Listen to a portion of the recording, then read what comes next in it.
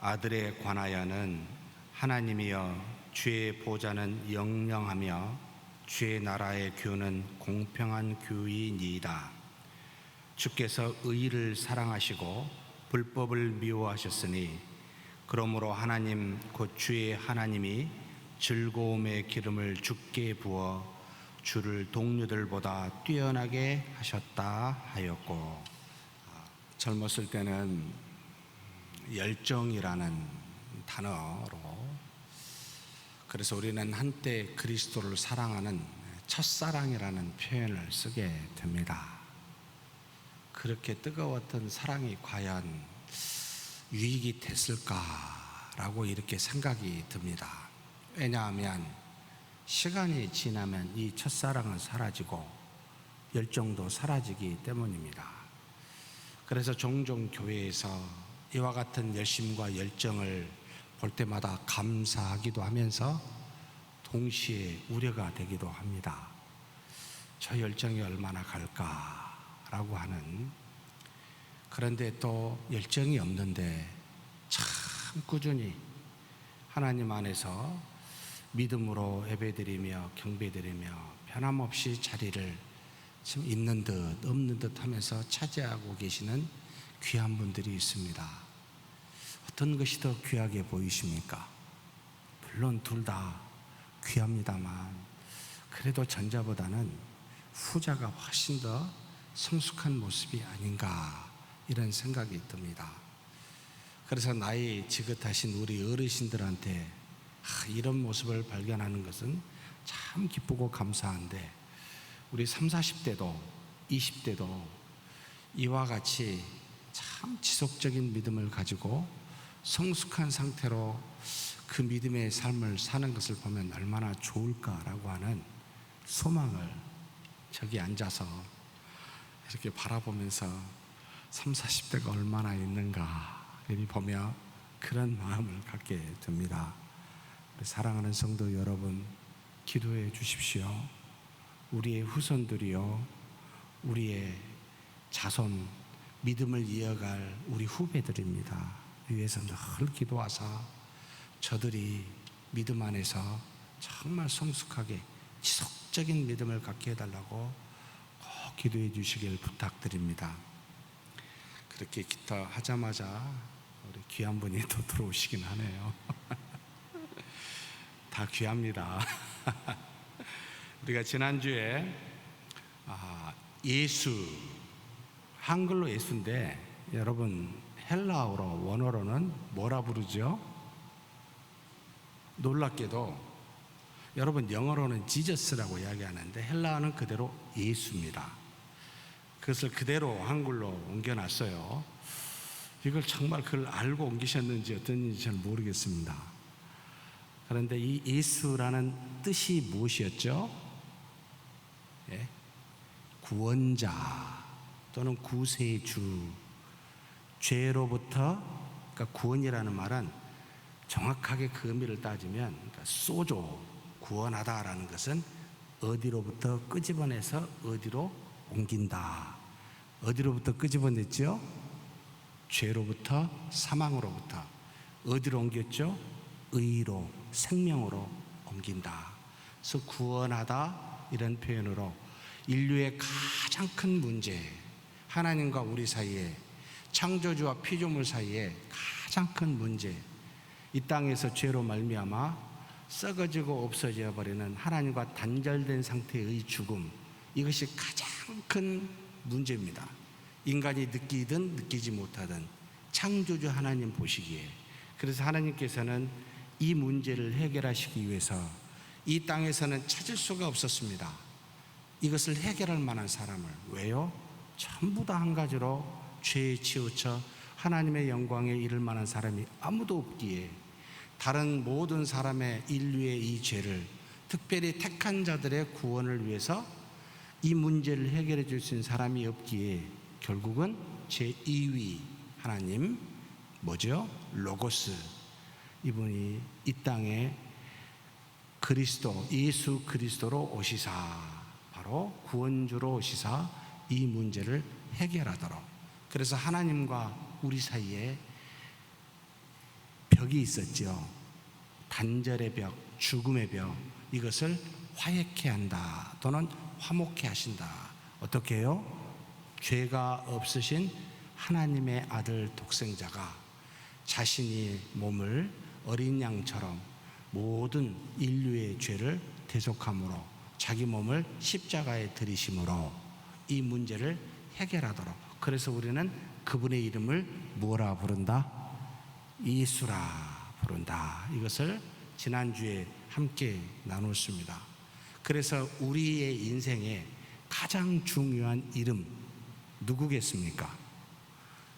저와 여러분의 이름이 아니고 천하 인간의 천하 만국에 다른 이름을 주신 일이 없으시다고 그랬죠. 하나님께서. 누구지요? 예수라는 이름입니다. 이 예수는 하나님이시면서 이 땅에 우리의 종의 형체를 입고 오신, 바로 사륵스라고 하는 우리 이 육체를 입고 온 사람으로 오신 분이십니다. 그래서 하나님도 만족해 하고 인간도 만족해 하사 하늘과 땅의 것을 하나 되게 하는, 통일되게 하심으로, 그래서 사실은 죄 사함만 준 게 아니고 그것은 기초적인 거였습니다. 죄 사함을 주심으로 말미암아 누가 우리 안에 들어왔죠? 하나님이 우리 안에 들어오실 수가 있게 됐습니다. 누구의 하나님이시지요? 성령의 하나님. 구약은 성령이라는 말을 쓰는 것 대신 하나님의 영이라고 썼고, 신약에서는 사도 요한은 보혜사라는 말을 썼고, 대체적으로 바울은 성령이라는 말을 썼습니다. 그래서 같은 영이셨는데 하나님과 유일신의 하나님을 믿었던 구약은 하나님의 영이라는 말을 쓰는 것이 유대인에게 훨씬 이해가 되기에 그렇게 쓰셨고, 이제는 신약에서는 그리스도가 오셨기 때문에 그리스도의 영이라 또는 양자의 영이라 진리의 영이라 성령이라 라는 표현으로, 보혜사라 라는 표현으로 구원에 관련된 사역을 하시는 주된 분, 이분이 우리 안에 그리스도께서 이루신 구원을 우리에게 내주하사 적용을 시키셨습니다. 그래서 우리 죄의 사함을 받았기 때문에 우리가 죽지 아니하고 공전하게 되었고 살게 되었고, 그래서 우리는 뭐라 칭함을 받게 되었습니까? 하나님의 아들이라는 말을 칭함을 받아 무엇을 상속받습니까? 하나님을 또는 하나님의 나라를 상속받는 자가 되었습니다. 그래서 우리의 고향은 여기일까요? 저기일까요? 저기일까? 모르겠습니다. 어딘지는. 그런데 이 땅이 피조 세계가 아니라는 것, 하나님이 계신 그 어떤 곳이 우리의 상속, 그 말은 썩어질 것이 썩지 아니할 것으로 되었고, 잠깐 있다 가는 안개와 같은 우리가 영원이라는 말을 드디어 사용하게 되었습니다. 그래서 하나님을 상속받는 자, 하나님의 아들이라.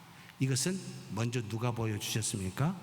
우리의 죄를 위해서 대속해 주신 그리스도께서 다 미리 보여주심으로 첫 열매가 되고, 우리는 그 그리스도를 믿는 자로서 두 번째 열매로서 가게 되었다라는 게 지난주에 간략한 요약입니다. 오늘은 예수님 뒤에 한 단어가 늘 붙어 있는 게 있습니다. 예수 그리스도 또는 그리스도 예수라고 하는, 자, 헬라어는 크리스토스라고 되어 있고 히브리어로는 메시아라고 되어 있습니다. 뜻이 뭐죠? 자, 31문 같이 한번 먼저 읽겠습니다. 왜 예수님을 기름 부음을 받은 자라는 뜻을 가진 그리스도, 크리스토스라고 부릅니까? 자, 답을 같이 읽겠습니다. 그 이유는 예수님을 성부 하나님께서 세우시고 성령께서 기름을 부으심으로 우리의 가장 큰 선지자와 교사가 되셔서 우리의 구속에 대한 하나님의 오묘한 경륜과 뜻을 우리에게 완전하게 계시해 주시며 우리의 유일한 대제사장이 되셔서 자기 몸을 단번으로 제물로 드려 우리를 구원하시고 지속적으로 우리를 위하여 성부 하나님께 간구하시며 또한 우리의 영원하신 왕이 되어서 말씀과 성령으로 우리를 다스리시며 그의 구속으로 말미암아 우리에게 주신 자유 안에서 우리를 지키시고 보호하시기 때문입니다. 자, 크리스토스라고 하는 이 용어, 기름 부음 받은 자는 이미 구약에 있었죠. 메시아. 자, 메시아라고 하는 기름 부음 받은 자는 하나님께서 특별히 지정하여 하나님이 사용하시는 자라는 뜻이었습니다. 그래서 어디에 모든 곳에 계신 하나님이신데 사람에게 오사 하나님의 이 구원의 사역을 이루실 때 어떤 특정한 사람을 택하여 그에게 임재하시는데 이 임재한 사람에게 꼭 기름을 부었습니다. 이 기름을 부은 종류, 그러니까 이 기름을 부음받은 사람의 종류가 세 종류였습니다. 세 가지 직분을 가졌죠. 첫째는 어떤 사람에게 꼭 기름을 부었습니까? 선지자. 하나님의 말씀을 증거하고 그 말씀을 대언하는 사람. 인간의 말이 아니라 하나님이 사랑하는 택한 이스라엘 백성에게 하나님의 뜻이 무엇인지를 가르쳐 주기 위해서 세운 사람, 그 사람을 택하는데 꼭 기름을 부었는데 이 사람은 선지자였습니다. 두 번째는 어떤 사람이었죠? 예, 바로 아론의 반차를 따라 나오는 제사장. 어떤 일을 했습니까? 백성들의 모든 죄를 하나님 앞에 나아가 제사를 드리는 사람. 그래서 하나님의 편에서 모든 백성의 죄를 대신 제사를 통해 하나님께 드려 죄사함을 받도록 하는 직분인 제사장. 자, 첫 번째 선지자는 말씀을 대언하는 자. 두 번째는 동물의 피를 가지고 백성의 죄를 사하여 제사를 드리는 사람. 세 번째 종류는 누구였습니까? 바로 사울, 그 다음에 다윗, 솔로몬, 쭉 이어서 내려오는 왕에게, 곧 하나님의 택한 백성을 그들의 생명과 그들의 재산을 지켜 보존 보호하도록 다스리는 왕에게 이 기름을 부었습니다. 결국 하나님이 눈에 보이는 사람을 통해, 하나님은 눈에 안 보이시잖아요. 사람을 통해 그 어떤 일을 행하시는데 이 눈에 보이는 사람, 택하여 일하시는 사람에게는 기름 부음을 했습니다. 이 말은 내가 택했다.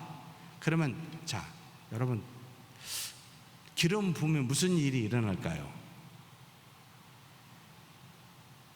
성경을, 구약을 면밀하게 좀 읽어보시면 기름을 부으면 특별히 다윗에게서 이게 정확하게 나타납니다. 상당히 어린 젊은 시절에 약 15세 때 그가 누구로부터, 사무엘로부터 기름 부음을 받고 난 다음에 이것이 충만하더라, 이런 표현이 있습니다. 하나님의 영이 충만하더라. 하나님께서 눈에 보이게는 다른 사람을 알라는 거죠. 공적으로 내가 택한 사람이라는 것. 그런데 그 사람의 내적으로는 하나님의 영이 임하여 충만함을 입어서 하나님의 뜻을 이루어가게 됩니다. 그때부터 다윗은 달라집니다. 골리앗도 물리칠 수 있게 되고 악기도 사용하게 되고 지혜가 충만하고 굉장히 변화됩니다. 결국 하나님에 의해서 다윗은 모든 것을 할 수 있는 존재가 되었습니다. 이것을 하나님이 택하여 기름 부은 자라는 뜻입니다. 이해가 되셨죠? 그러면 이처럼 하나님이 세 가지 직분을 통하여 이 일들을 이루시는 하나님의 도구가 된 사람에게 기름 부었는데, 기름 부음을 다른 말로 말하면 하나님의 영이 임하여 충만케 하여 그를 사용하시는 자라는 게 메시아라는 뜻입니다. 이것을 신약에는 누구요? 이 세 가지 직분을 한꺼번에 이루게 하사 이분 뒤로는 선지자도 제사장도 왕도 필요 없는 그와 같이 이 한 분에게 완전하게 부으신 분이 계신데 누구지요? 바로 예수 그리스도라는 겁니다. 그래서 예수님 뒤에라는 이 구세주, 구원자라는 뒤에는 항상 크리스토스, 기름 부음 받은 자, 하나님의 영으로 충만함을 입은 자라는 뜻입니다. 이해가 되셨죠? 그런 의미를 예수 그리스도, 구원자와 기름 부음 받은 자라는 의미로 그렇게 늘 예수님에 대해서 예수 그리스도라고 부름을 갖게 되었습니다. 이 정도로 이해하고 말씀을 읽어보면 자, 이제 그냥 이해가 될 겁니다. 먼저 자, 성령으로 인한 기름 부음을 말하는데 그리스도가 예수 그리스도가 무언가 부족함으로 말미암아서, 그러니까 예수님이 육신을 입고 이 땅에 오셔서 뭔가 부족하니까, 제2의 하나님이 육신을 입어가지고는 뭔가 부족하니까 기름 부음에, 그러니까 성령으로 임한 것일까요? 가 아니지요. 예수님은 무엇과 무엇을 갖고 계셔요? 인성과 신성, 하나님이면서도 여러분 사람입니다. 필요가 충분하신 분입니다.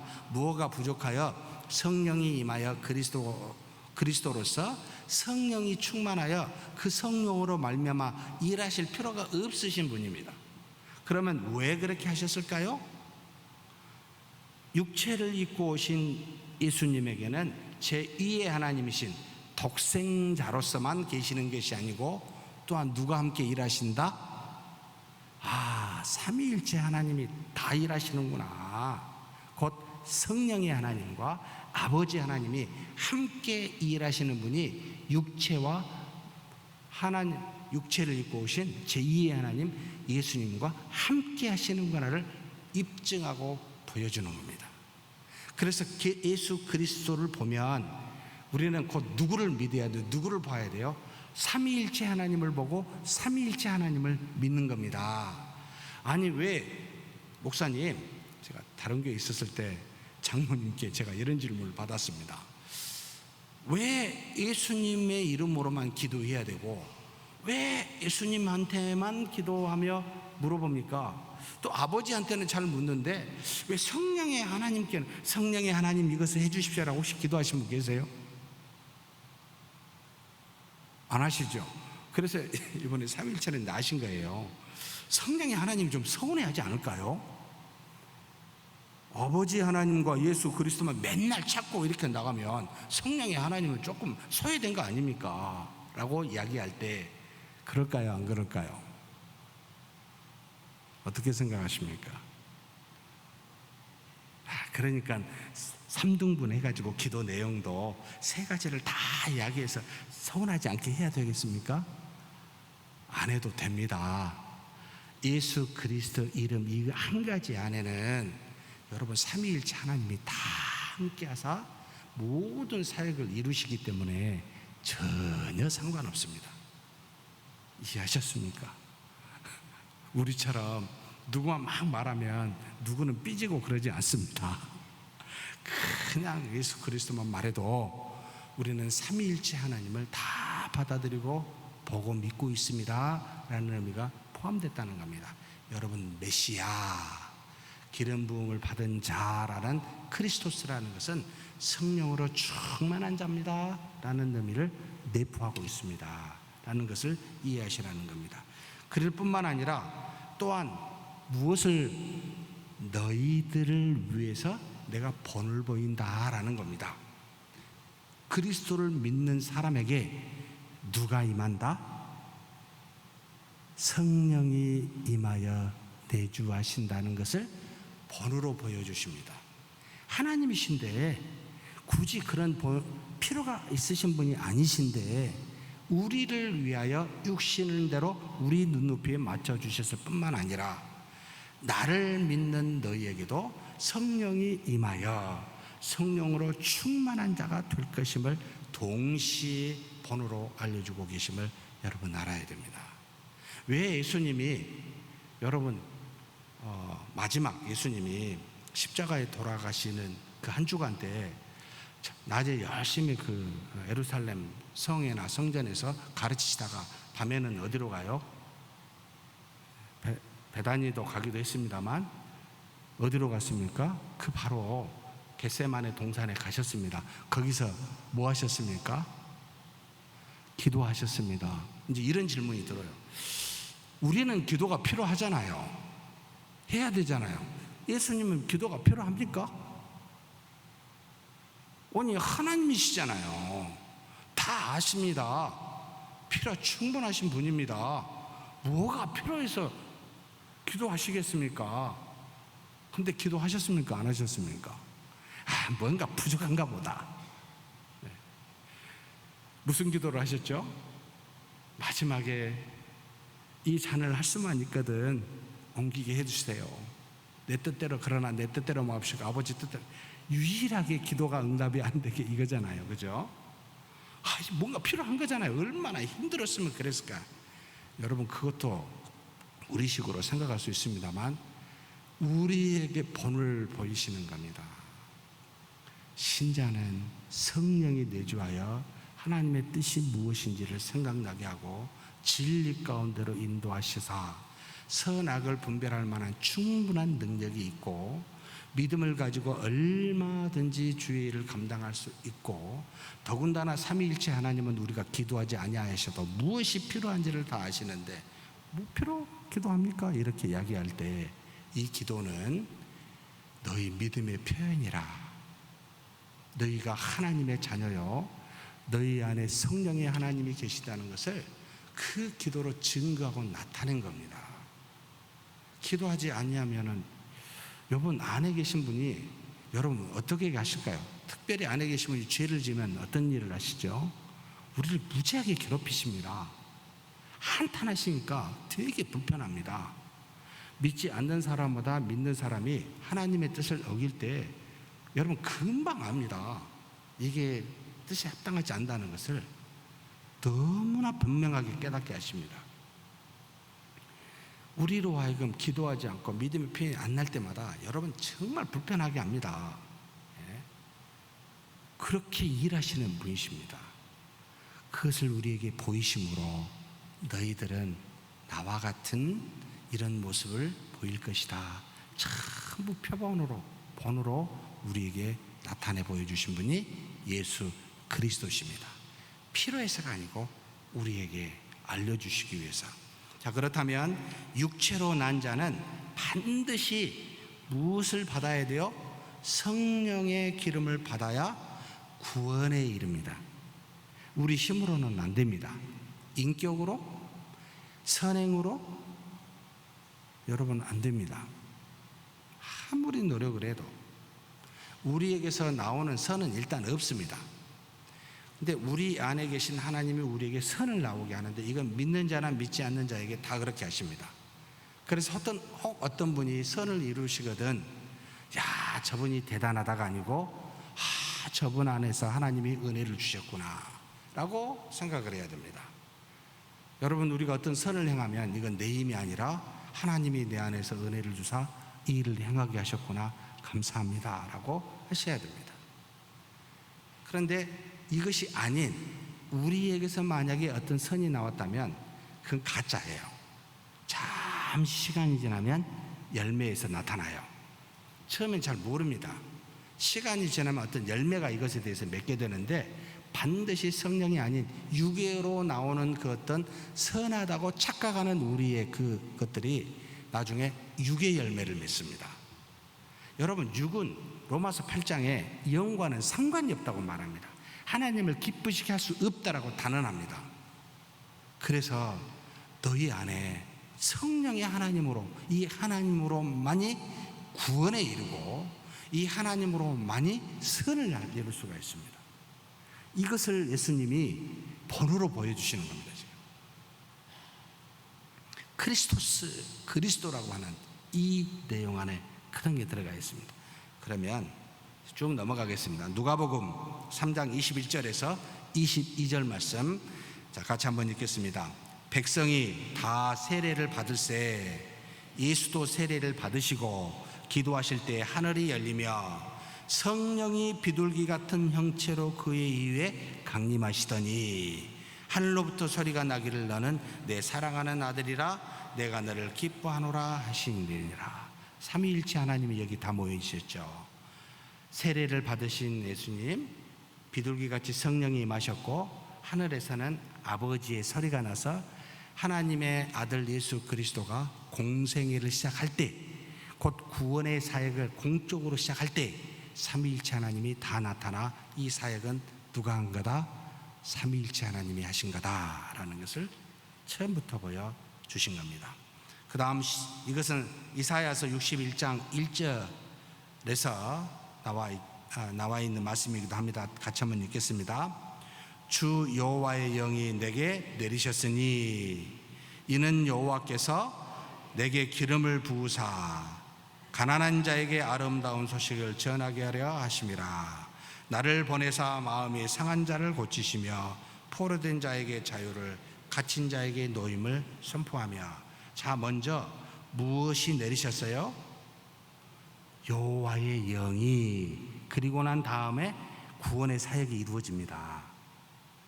이걸 반드시 기억하셔야 됩니다.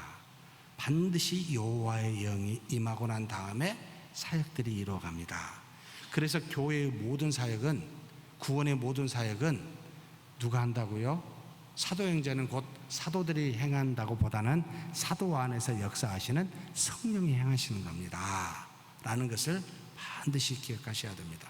그래서 여러분, 교회에서는 제발 인간적인 생각과 뜻을 가지고 행할 때마다 전부 다 실패하게 됩니다. 전부 다 육체의 열매를 맺게 됩니다. 그래서 기도하는 겁니다. 성령의 하나님이 바라시는 뜻이 뭡니까? 아무도 생각하지 않아도 이것이 하나님의 뜻이라면 그 일을 하면은요, 열매가 맺습니다. 99명이 다른 데로 가고 한 명이 이 하나님의 뜻을 따라 하게 되면 열매를 맺습니다. 이걸 생각하면 우리는 먼저 그래서 꼭 물어봐야 될 수밖에 없습니다. 내 안에 계신 성령의 하나님께 이게 맞습니까? 다 원하는데 이렇게 해야 되는 건 맞습니까? 라고 물어야 됩니다. 여러분, 우리는 민주주의가 아니에요. 제가 누누이 강조합니다. 교회는 여러 사람에 의해서 다스려지는 것이 아닙니다. 구약의 이스라엘 모든 백성을 하나님이 누누이 선지자와 왕과 제사장으로만, 말씀으로만 다스리셨습니다. 대중으로 다스린 적이 한 번도 없습니다. 더구나 신약도 마찬가지입니다.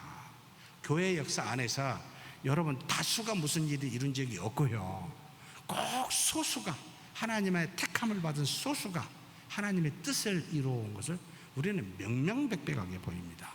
사랑하는 성도 여러분, 수를 기대하지 마시고 하나님의 말씀을 기대하셔야 돼요. 성령의 뜻을 기대하셔야 돼요. 이게 뭘까? 이걸 붙잡자 내가. 그러면 우리는 여러분 삽니다. 뜻을 이루어갑니다. 그런데 놀랍게도 그 뜻은요, 꼭 어떻게 나타나는지 아십니까? 절대 육하고 관련이 없습니다. 그러니까 육체적인 부분이 꼭 손해를 봅니다. 그리고 꼭 나를 손해보게 합니다. 희생하게 합니다. 나한테 유익이 안 되고 남한테 유익이 되게 합니다. 그래서 하나님의 뜻을 모르겠으면 그냥 저거 나한테 유익이냐 다른 사람한테 유익이냐 딱 생각해보면 그냥 나와요. 나한테 유익이면 이거 틀렸다, 그냥 이건 잘못인 거예요. 다른 사람에게 유익이면 그래 내가 손해보, 이게 하나님의 뜻이라고 믿어버리면 여러분, 그렇게 나중에 보면 그게 맞습니다. 히브리서 1장 9절 같이 한번 읽겠습니다. 주께서 의를 사랑하시고 불법을 미워하셨으니 그러므로 하나님 곧 주의 하나님의 즐거움의 기름을 주께 부어 주를 동료들보다 뛰어나게 하셨도다. 자, 인간의 몸을 입고 오신 이분에게 지금 뭐요? 성령을 부으셨다는 겁니다. 그래서 누구보다 뛰어나게 했어요? 육체를 입고 있는 수많은 모든 사람보다 뛰어나게 하신 겁니다. 곧 우리에게 성령이 임하시면 우리에 있는, 이 땅에 있는 수많은 육체를 입고 있는 사람보다 뛰어나게 합니다. 왜요? 하나님이 안에 계시니까. 만물을 지으시고 섭리하신 하나님이 우리 안에 계시니까. 이것은 지금 잘 안 보입니다. 언제 정확하게 알게 되죠? 페이스 투 페이스로. 언제 정확하게 깨닫게 되죠? 재림 때요. 그때가 되면 이제 또 늦어버립니다. 깨달은 뒤에는 이제 늦어버리죠. 그래서 미리 알면 얼마나 지혜롭습니까? 시편 45편 7절 말씀 같이 한번 읽겠습니다. 왕은 정의를 사랑하고 악을 미워하시니 그러므로 하나님 곧 왕의 하나님이 즐거움의 기름을 왕에게 부어 왕의 동료보다 뛰어나게 하셨나이다. 이해가 되시죠? 여러분, 성령이 임해야만, 기름 부음을 받아야만 뛰어나게 되고 구원에 이르고 지혜가 있게 되고 하나님의 뜻을 이루어갑니다. 자, 기름 부음의 목적이 그러면 무엇이겠습니까? 선지자와 교사로서의 역할, 왕으로서의 역할을 감당하도록 주시기 위함입니다. 사도행전 3장 22절 같이 한번 읽겠습니다. 모세가 말하되 주 하나님이 너희를 위하여 너희 형제 가운데서 나 같은 선지자 하나를 세울 것이니 너희가 무엇이든지 그의 모든 말을 들을 것이라. 모세가 그 다음에도 나 같은 선지자를 반드시 기름을 부어가지고 세워서 하나님의 말씀을 주실 것이다, 걱정하지 말아라, 이런 뜻입니다. 이것은 신명기 18장 15절에도 나와 있습니다. 같이 한번 읽겠습니다. 내 하나님 여호와께서 너희 가운데 내 형제 중에서 너를 위하여 나와 같은 선지자 하나를 일으키시리니 너희는 그의 말을 들을지어다. 사실 구약의 모든 선지자나 왕을 다 하나님이 세우셨습니다. 이것은 곧 누구를 암시하고 있죠? 나중에 오실 예수 그리스도를 다 그림자로서 암시하고 있습니다. 자, 이렇게 선지자와 교사로서 기름 부음을 받게 되었어요. 동료들보다 뛰어나게 되었어요. 왜 그렇게 하셨습니까? 라고 할 때는 복음을, 구원을 계시하시기 위해서, 가르쳐 주시기 위해서입니다. 더 잘 먹고 잘 살고 기쁘라고 주신 것도 있지만 그보다 더 앞선 것은 복음을 계시하여 하나님의 뜻을 알려주어 그 뜻을 따라 순종하고 전하라고 그렇게 주시는 것이 성령의 충만함입니다. 기름 부음의 목적입니다. 이것은 요한복음 1장 18절 말씀 같이 한번 읽겠습니다. 본래 하나님을 본 사람이 없으되 아버지 품속에 있는 독생하신 하나님이 나타내셨느니라. 여러분, 이렇게 기름을 부어 누가 나타났어요? 오시지 않을 때는 로고스의 하나님으로 계셨지만 인간의 몸으로 와서 우리에게 나타내 보여주신 예수 그리스도, 성령이 충만하여 우리에게 보여주셨습니다. 곧 우리도 성령이 충만하면 누구를 전하겠습니까? 우리의 죄를 구원하시고 우리를 하나님의 아들 되게 하신, 그래서 성령으로 우리에게 기름 부으사 구원에 이르게 하신 이분을 증거하도록 하게 하십니다. 그래서 로마서 16장 26절에 같이 한번 읽겠습니다.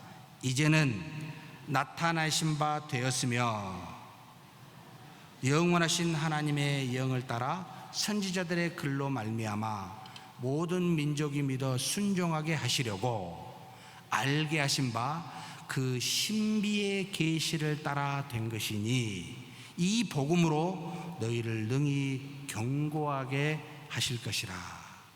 여러분, 우리에게 뭐요? 그리스도를 믿어 기름 부음을 받은 성령이 곧 우리에게 임하시면 그리스도를 믿어서 그 말씀에 순종하게 되고, 그래서 이 복음을, 이 신비한 계시를 여러분 뭐요?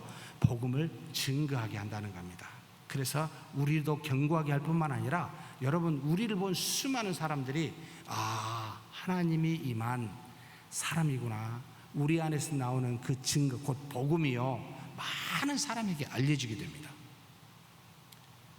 이것이 하나님의 우리에게 기름 부음을 주신 겁니다. 곧 구원에 이르게 하고 이 땅에서는 그 구원에 이르게 하는 복음을 계시하도록 지금 저와 여러분은 남겨놓아 주셨습니다. 그러면 저와 여러분은 다닐 때마다 뭐가 흘러나와야 될까요? 뭐가 항상 줄줄줄 떨어져야 돼요. 걸어 다니는 곳마다 뭐가 떨어져야 되겠습니까? 복음이요. 복음이요. 하나님의 살아계시고 구원하시는 그리스도가요 나타나야 됩니다.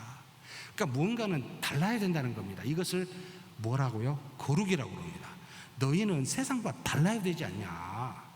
왜냐하면 하나님이 계시니까. 우리 힘으로는 안 됐잖아요. 하나님은 거룩한 분이시잖아요. 세상과는 질적으로 차이가 있는 분이잖아요.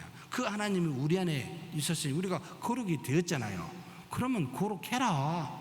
드러내라. 왜 안 드러내니? 그러니까 안 드러낸 게 이제 이상한 겁니다. 이제 우리는 없으면 당연한데 그 하나님이 안에 계시니까 질질질질 뭔가 흘러나와야 되는데 아무것도 안 나와요. 이렇게 보니까 뭐가 나옵니까?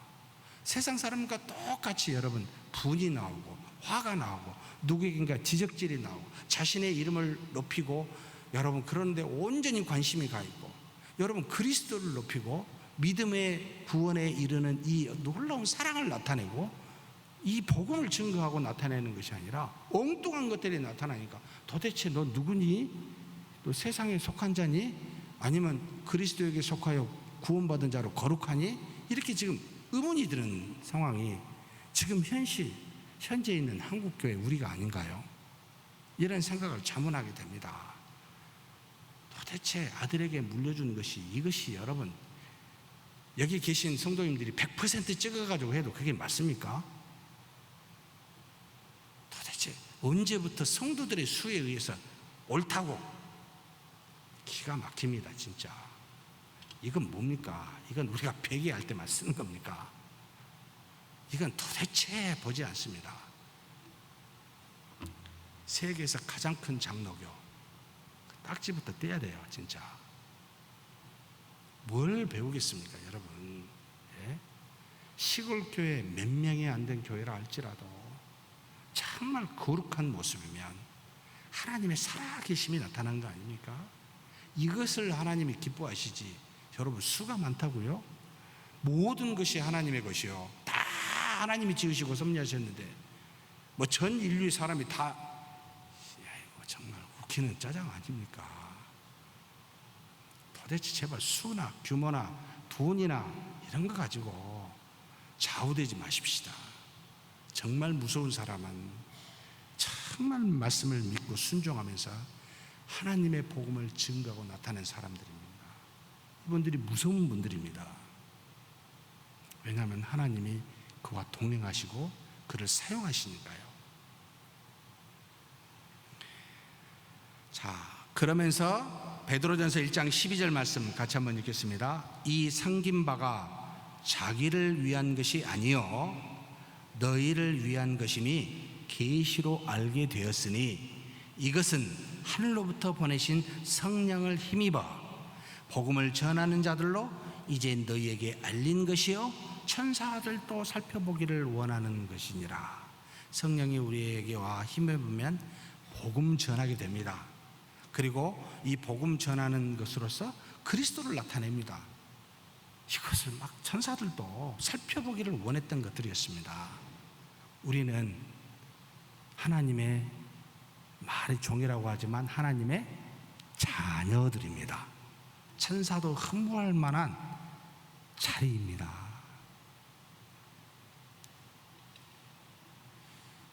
천사가 되고 싶으십니까? 아니요. 우리입니다. 우리 하나님의 아들들 되는. 그 다음에 또 유일한 대제사장이 기름 부음 받음으로 되셨다라는 의미입니다. 대제사장, 유일한 대사장, 더 이상 제사장이 필요 없는. 자, 히브리서 2장 17절 말씀 같이 읽겠습니다. 그러므로 그가 범사의 형제들과 같이 되심이 마땅하도다. 이는 하나님의 일에 자비하고 신실한 대제사장이 되어 백성의 죄를 속량하려 하심이라. 또 히브리서 6장 20절 같이 읽겠습니다. 그리로 앞서가신 예수께서 멜기세덱의 반차를 따라 영원히 대제사장이 되어 우리를 위하여 들어가셨느니라. 7장 17절 증언하기를 내가 영원히 멜기세덱의 반차를 따르는 제사장이라 하였도다. 기름 부음을 받은 것은 여러분 이제는 성령에 충만한 자로서 성령에 떠나지 아니하는 자로서 영원한 대제사장이 되셨습니다. 그래서 단번에 이제 이루어졌습니다. 또 다른 제사가 필요하고 또 다른 인간의 제사장이 필요하고 지금도 이단들이 뭐 파이고 정말 여러분 한 분 예수 그리스도로 성취된 겁니다. 완벽하게 구원은 성취되었습니다. 그런데 이 구원을 언제 완성이 돼요? 재림하실 때. 여러분 그러니 더 이상 제사장이 필요 없습니다. 더 이상 어떤 그리스도가 필요 없습니다. 단 한 분 예수님으로 필요 충분합니다. 그러니까 제발 인간 중에 어떤 사람이, 특별히 이제 성직자가 이런 짓을 잘합니다. 그리스도와 같이 위치에 올라가려고 이것을 바로 1000년 동안 중세에서 해왔던 장난이었고, 중간에서 하나님의 영광을, 그리스도의 자리에 앉아 그 영광을 가로챈 도둑놈들이었습니다. 지금도 이런 일들을 행하려고 뿌득뿌득 그리스도의 자리로 올라가려는 여러분, 그런 성직자들이 있다면 여러분 당장에 지적질 하십시오. 우리는 예수 그리스도 외에 다른 구세주가 없습니다. 자, 그 다음에 자기 몸을 단번에 제사로 드리셨습니다. 이것은 그냥 넘어가고요. 이것이 중요하게 보입니다. 자, 그렇게 그리스도께서 단번에 자기 몸을 제사로 드리시고, 그리고 어디로 가셨죠? 죽고 3일 만에 부활하사 40일 계시다가 어디로 가셨죠? 하나님 보좌 우편으로 가셨습니다. 가서 뭐 하십니까? 라고 물을 때마다 가서 거기 하나님 보좌 우편에서 뭐 하실까요 지금? 네, 한번 했었죠. 지속적으로 우리를 위해서 중보 또는 간구 기도하십니다. 이것을 로마서 8장 34절 같이 한번 읽겠습니다. 자, 누가 정죄하리요? 죽으실 뿐 아니라 다시 살아나신 이는 그리스도 예수시니 그는 하나님 우편에 계신 자요. 그 다음에 뭐요? 우리를 위하여 간구하시는 자신이라. 끊임없이 우리를 위하여 중보기도 하십니다. 지금 저와 여러분을 위해서 지속적으로 기도하신 분이 누구셔요? 우리 주 예수 그리스도이십니다. 가장 강력한 기도가 아니겠습니까? 또 히브리서 7장 25절입니다. 같이 한번 읽겠습니다. 그러므로 자기를 힘입어 하나님께 나아가는 자들을 온전히 구원하실 수 있으니 이는 그가 항상 살아 계셔서 뭐 하신다고요? 그들을 위하여 간구하심이라. 항상 살아 계셔서 뭐 하신다고요? 우리를 위하여 간구하심이라. 아니, 예수님도 기도하시는데 저와 여러분은 뭐 하십니까? 이제 이렇게 물어야 돼요. 사실 우리가 더 열심히 해야 되는 거 아닙니까? 우리가 더 필요하니까요. 그래서 사실 우리 한국에는, 저는 이제 외국에 있다가 와서 보니까 우리 한국에 계신 분들은 말씀을 더 많이 볼까요? 기도를 더 많이 할까요? 네. 어떻게 생각하십니까? 스스로 돌아보고 내가 기도를 많이 하나 아니면 말씀을 많이 보나, 정량적으로, 양쪽으로 무엇을 더 많이 하십니까? 말씀은 많이 어렵다고 생각하시는지 잘 안 읽고 그냥 기도를 좋아하십니다. 이것은 우리의 한국의 심성과도 연결되어 있습니다. 혹시 이 말 많이 들어보셨죠? 하늘이 감동하는데 무엇하면 감천이라? 지성이면 감천이라. 이 용어는 어디서 나온지 아십니까? 네? 여러분 모르겠어요. 뭐 나무 밑이든 뭔지 거기서 목욕하고 하얀 옷을 입고 뭐 하시죠? 우리 어르신들이 열심히 빌었습니다. 네? 뭘 읽거나 뭘 뜻을 아는 게 중요한 게 아니라 열심히 빕니다. 그러면은 뭐요? 하늘이 감동을 한다는 겁니다. 근데 언제 빌었습니까? 아침밥 먹고 딱 나와서 빌었습니까? 주로 언제 했습니까? 예? 새벽에요. 남들이 다 잠잔데 일어나서요. 왜요? 정성이잖아요. 그래서 여러분, 우리 한국 교회가 새벽 기도가 생긴 것은 누구 때문인지 아십니까? 예? 평양 정대인 교회 우리 한국인 목사 최초로 되신 길선주 목사님이, 이분이 원래 도 닦는 분이었어요. 믿기 전에는. 그래서 몸도 좋았어요. 목욕 재개 딱 하고 새벽에 나가서 열심히 빌었던 전력이 있었던 분입니다. 근데 믿음을 가지니까 하나님 앞에 뭔가 정성스러운 믿음을 표현하고 싶은데 그게 뭘까 하다가 이 새벽이에요. 성경에 보니까 밤이 맞도록 기도하신 예수님도 보였어요. 그러니까 나가서 열심히 새벽기도 해가지고 우리 한국교회 너무나 좋은 전통, 어떤 목사님은 내가 이 새벽기도 때문에 내가 목회를 못하겠다고 그렇게 말씀하신 분도 제가 들은 적은 있습니다만, 얼마나 정말 중요한, 얼마나 좋은 전통을 내려준지 모릅니다. 그런데 기도를 이렇게 잘 하시는데 성경은 별 관심이 없습니다. 특세를 할 때마다, 제가 우리 교회뿐만 아니고 다른 모든 일에 특세를 할 때마다 특세에서 가장 중요한 게 뭡니까? 특세가 뭐죠? 일단 특별 새벽기도이잖아요. 왜 새벽기도에다가 특별이라는 말을 붙였는지 모르겠어요. 새벽기도면 새벽기도고 기도면 기도인데 우리는 특별을 해요. 그 기간은 다 오자는 의미가 있는 것 같아요. 근데 좋아요. 저는 별로 동의는 안 합니다만 일단 제가 따라갑니다. 근데 가장 중요하게 생각한 게 무엇이죠? 네? 말씀이 뭔지, 내가 어떤 것을 은혜를 받아야 될지 별 관심이 없고, 뭐가 중요합니까? 우리 교회는 참 감사하게 특세 기간이 얼마죠? 다른 데는 2주 최소, 아니면 한 달 또는 40일, 어떤 교회는 100일도 하대요. 저기 완산교회는 목사님이 저녁에 100일 기도를 하시는 걸 봤습니다. 내가 우리 교회에서 이걸 하면 어떻게 될까 이런 생각을 해본 적이 있습니다. 엄청나게 저한테 비난의 화살을 아마 쏘아 올릴 가능성이 높겠다 생각을 해서 안 되겠다 했는데, 우리 교회는 특세를 얼마나 합니까? 일주일도 아니고 월요일부터 금요일까지 5일 합니다. 진짜 감사하죠? 그러면 이 특세 동안에 중요하게 생각한 게 뭐예요? 우리 한때 우리 믿음의 선배들이 뭘 만들었죠? 네? 도장을 찍도록 열심히 참석하는 것에 관심을 두었습니다. 이건 좀 아니다. 관심이 뭐 있어야 되죠? 하나님의 뜻이 뭐고 내가 무엇을 기도해야 되는지를 고민하고 이것을 깊이 생각해서 그렇게 나가야 됩니다. 이번 10월 셋째 주 우리 특세가 있습니다.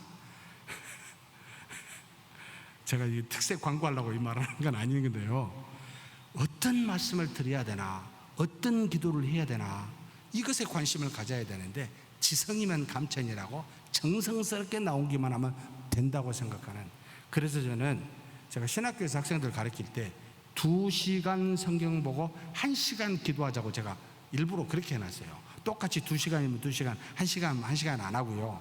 기도는 좀 잘해요. 말씀은 잘 안 봐요. 그래서 일부러 제가 그렇게 이야기를 했습니다. 제가 올 초에 우리 성도님들께 뭘 하셨으면 좋겠다고 이야기했죠. 이게 뭡니까? 너 하나님의 여호와의 명령을 듣고 지켜 행하며, 여호와의 명령이 뭐죠? 말씀이죠. 작년에 우리가 말씀 통독을 하자 그랬습니다. 올해도 하는데 올해는 한 단계 더 나가서 하자 그랬죠. 뭘 하자 그랬죠? 말씀을 필사하십시다. 아니면 타이핑도 상관없습니다. 여러분 쓰는 것은 굉장히 고통스러워서 생각하게 되기 때문에 아마 쓰게 되면 통독이 한 10배의 효과가 있습니다. 말씀을 여러분 지켜 행합시다. 그리고 이 말씀을 붙들고 기도를 하셔야 됩니다. 제목 가지고 붙들고 기도하는 게 아니고. 자꾸 엉뚱하게 빠지는데요, 지속적으로 기도하시는데 어떻게 기도하시겠습니까? 구원에 이른 자로서 말씀을 붙들어 성숙한 그리스도와 같은 믿음의 장성한 분량에 이르도록 우리를 위해서 보좌 우편에서 기도하시고, 내 안에서는 성령이 탄식하며 기도하시고, 우리가 무언가를 알지를 못할 때 깨닫게 하사 하나님이 우리로 그 말씀 안에 진리 가운데 인도하시면서 계속 기도하십니다. 그렇다면 우리도 일주일에 최소 제가 한 번은 아니면 2번은 새벽기도 나와서 하나님 앞에 기도하겠습니다. 매 순간마다 기도하신 하나님이 계시는데 내가 최소한 이 정도는 해야 되지 않겠나 생각을 한번 가져보셨으면 좋겠습니다. 그 다음에 영원하신 왕이 되는 이거 넘어가도록 하겠습니다. 항상 함께 계시면서 영생을 주고 다스리십니다. 자, 32문 문제 한번 읽겠습니다. 그러면 당신은 왜 그리스도인이라 불릴까요? 자, 답을 같이 한번 읽겠습니다. 믿음으로 나는 그리스도와 한 지체가 되어 그의 기름 부음에 동참하였기 때문입니다. 내가 기름 부음을 받음으로써 구주의 이름을 고백하고 나 자신을 그에게 감사의 산제사로 드려서 현재 삶에서 자유로운 양심을 가지고 죄와 마귀에 대항하여 그리스도인의 삶을 살며 장차 그리스도와 함께 영원히 만물을 다스리게 됩니다. 그리스도인이라고 하는 크리스천은 여러분 사실 두 가지 의미가 있었습니다. 초대교회에서는 별로 안 좋게 불렀어요. 저들은 이단이야. 유대인들이 그리스도인이라고 부를 때는 그리스도를 믿는 사람인데 부정적으로 불렀고, 교회 안에 교회라고 하는 안디옥에서부터 그리스도인이라 불렀고 제자라 불림을 받았잖아요. 안에서는 긍정적으로 나는 그리스도를 닮은 사람, 나는 그리스도에게 속한 사람이라는 의미로 그리스도인이라는 표현을 갖게 되었습니다. 자, 그렇다면 이 그리스도인은 가장 먼저 그리스도의 한 지체가 되었다라고 말합니다. 여러분 뒤에 고린도전서 12장 27절 말씀 하나만 보겠습니다. 엄청 긴데 27절 한 말씀만 같이 보겠습니다. 너희는 그리스도의 몸이요 지체의 각 부분이라. 우리는 뭐요? 그리스도의 몸입니다. 그리스도인은 머리이신 그리스도의 몸입니다. 각 지체입니다 라는 것을 기억해야 됩니다. 그러면 우리는 그리스도의 한 부분이라는 거예요. 이 부분이라는 말은 머리이신 그리스도의 명령을 따라 움직이는 존재라는 겁니다. 이것이 우리요 교회라는 말입니다. 자, 그러면 그리스도와 같이 우리에게도 기름을 부어 주셨잖아요. 그 기름이 누구죠? 성령의 하나님이십니다. 사도행전 2장 17절 같이 한번 읽겠습니다. 하나님이 말씀하시기를 말세에 내가 내 영을 모든 육체에 부어주리니 너희의 자녀들은 예언할 것이요 너희의 젊은이들은 환상을 보고 너희의 늙은이들은 꿈을 꾸리라. 여기서 가장 중요한 표현은 하나님이 말씀하시기를 말세에, 자, 그리스도 이후에 내 영을 누구에게요? 모든 육체, 곧 하나님이 택한 모든 육체에게 부어주리니. 성령이 그렇게 부음을 받으면 이런 현상이 나타난다는 거예요. 그 다음에 뭐죠? 바로 젊은이들은 환상을 보고 늙은이들은 꿈을 꾸는 이와 같은 일들이 일어난다는 겁니다. 성령이 부어지게 되면 이와 같이 나타난다. 그런데 여러분 이것도 정확하게 아셔야 됩니다. 젊은이들이 환상을 본다는 말, 이 환상은 뭘까요? 그리고 늙은이들이 꿈을 꾼다는 건 뭘까요? 여러분 말씀과 상관없이 우리에게 뭔가 환상이 되고 어떤 꿈이라는 말이 아닙니다. 반드시 하나님의 뜻을 하나님의 예언을 말합니다. 이 말은요, 여기 보면은 너희의 자녀들은, 그러니까 여기 지금 늙은이들과 젊은이들이 다 포함시킨 말은 자녀들이에요. 너희의 자녀들은 전부 다 뭐를 해요? 예언을 해요. 이 예언은 뭐죠? 하나님의 말씀을 말합니다. 자, 성령이 부어지게 되면 너희 모든 부어짐을 받은 나의 자녀들은 예언, 곧 하나님의 말씀을 뭐요? 말하게 될 거다, 지키게 될 거다. 그런데 나이 드신 분들은 눈이 안 보이니까 마음속에 소원을 두고 꿈을 주고, 젊은이들은 눈이 반짝반짝 하잖아요. 그러니까 흐리멍텅하게 안 주고 분명하게 보여주게 준다. 이것이 곧 예언의 말씀이다, 이 뜻입니다. 이걸 희한하게 이해를 해가지고 요엘서 2장 28절에 나온 말씀이잖아요. 이거 그대로 지금 누가가 이 사도행전에서 지금 그 예언의 말씀을 하는 거잖아요. 그렇게 성령이 임하시면 그런 일이 일어난다는 뜻입니다. 자, 그 다음에 구주의 이름을 고백하게 됩니다. 성령이 오면은 그리스도의 영이잖아요. 우리를 뭐죠? 양자의 영이 하나님을 뭐라고 불러요? 아빠, 아버지라고 부르게 됩니다. 우리 힘으로 아빠라고 하나님을 못합니다. 성령이 오신 사람은. 그래서 성령이 온 사람에게 기도하면 하나님을 아버지라고 불러요. 아, 저게 성령이 계시다는 뜻입니다. 절대 인간의 힘으로 이게 안 됩니다. 이름을 고백하게 됩니다. 그 다음에 감사의 산제사를 드립니다. 로마서 12장 1절 말씀 같이 한번 읽겠습니다. 그러므로 형제들아, 내가 하나님의 모든 자비하심으로 너희를 권하노니 너희 몸을 하나님이 기뻐하시는 거룩한 산 제물로 드리라. 뭘 드리라고요? 자, 그리스도께서 성령이 우리에게 임하면 우리 몸을 하나님의 산 제사로 드린다는 겁니다. 몸입니다. 몸. 우리 삶 전체를 말합니다. 육체적인 삶 전체를 뭘로 드려요? 살아있는 하나님의 받으실 만한 합당한, 여기 지금 신령한, 아니 갑자기 여기 보면은 너희가 드릴 영적 예배라 그랬잖아요. 이거 진짜 제가 정말 죄송합니다만 영적이라 하지 마시고, 이게 로기코스라고 하는 헬라어인데 합당한이라는 뜻입니다. 하나님의 말씀에 합당한 제사가 돼요. 곧 성령이 임하면 우리는 뭐가 돼요? 우리 몸을 하나님의 합당한 것으로 우리 몸을 들여서 삶을 실천하게 됐다, 이 말입니다. 당연히 성령이 우리에게 그렇게 하시는 거죠. 그 다음에 성령과 말씀에 따른 삶, 갈라디아서 5장 16, 17절입니다. 넘어가겠습니다. 자, 그러면서 마지막에 이게 중요하죠. 그리스도와 함께 만물을 다스리는 자가 됩니다. 디모데후서 2장 12절 말씀 같이 읽겠습니다. 참으면 또한 함께 못한다고요? 여러분, 우리가 이 땅에서 믿음으로 참다가 생활하면 그리스도께서 오실 때 그 다음에 뭐가 돼요? 함께 뭐 돼요? 왕노릇 할 것이요. 여러분, 만물을 다스리는 위치에 우리가 앉게 됩니다. 그리스도인은 그리스도와 같이 만물을 다스리는 위치에 올라가게 됩니다. 왕처럼 된다는 겁니다. 그래서 우리가 주를 부인하면 주도 우리를 부인하니까 이 땅에서 믿는 자가 부인할 수 없죠. 여러분, 증거하십시다. 마태복음 25장 34절, 그때 이 임금이 그 오른편에 있는 자들에게 이르시되 내 아버지께 복받을 자들이여. 여러분, 예수님만 있는 게 아니에요. 우편에 많은 사람들이 있어요. 뭐라고요? 내 아버지께 복받을 자들이여, 나와 창세로부터 너희를 위하여 예비된 나라를 상속받으리라. 하나님의 나라를 상속받아 여러분 만물을 다스리는 위치에 올라가게 됩니다. 이것이 우리에게 그리스도인이라는 의미, 성령이 임하여 그리스도라는 의미, 그리스도인이라는 의미가 이 안에 그렇게 들어가 있다, 이 말입니다. 믿으십니까? 그런 저와 여러분이 되기를 주의 이름으로 축복합니다. 하나님 아버지, 감사합니다. 기름 부음을 받은 자로 그리스도로 이 땅에 오사 우리로 하여금 이제는 그리스도를 믿는, 그래서 그리스도인이 되게 하여 주시니 감사합니다.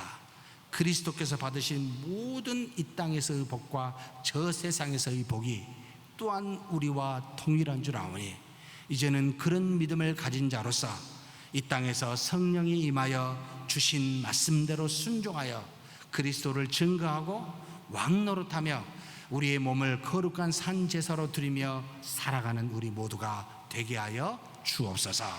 우리 주님 예수님의 이름으로 기도하옵나이다. 아멘.